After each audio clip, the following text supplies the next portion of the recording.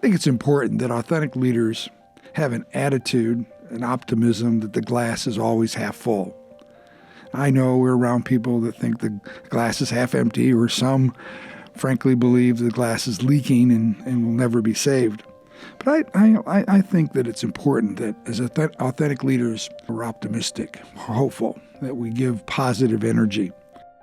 This is Pat Bosco, former Vice President, Dean of Student Life at Kansas State University. It was my way of having an optimistic point of view, to have the hope-sees, to live in the legacy of wanting to do a little bit better each and every day. I often talk about always leaving room for dessert. I love desserts, and I often look at a restaurant menu dessert listing before I look at the main entree. Now that I'm a little older, I have to be a little careful. My metabolism isn't what it used to be, but I still want to save room for dessert.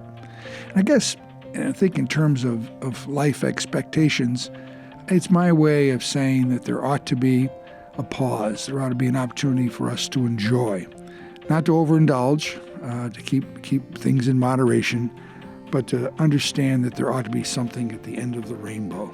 So we think in terms of a healthy outlook, it does begin with a sense of optimism. My dad had an 8th grade education. He was buried, by the way, in purple. Loved K-State. But I remember him always talking about the next job or the next opportunity. He, one of his many jobs or professions, he was he owned a paint store. Actually, it was a very small room in a strip mall in Syracuse, New York, and he was going against the Walmarts and the Kmarts and the Home Depots and all the paint stores.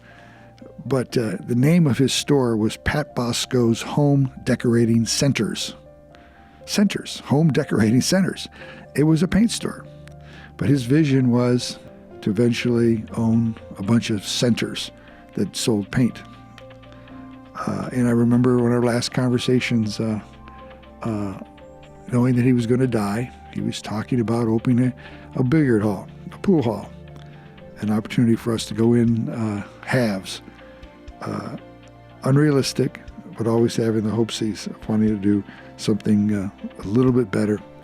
And that was an attitude that he had. He was authentic and was always dreaming. Having a smile on your face and a smile on your voice is something you can control. It comes from within. It has to be authentic. It illustrates a sense of confidence, an interest in wanting to be accessible to others, and it does present a positive energy that can be contagious, and it cannot be underestimated as you think in terms of being accessible and being approachable. I think that's critically important, that authentic leaders do just that.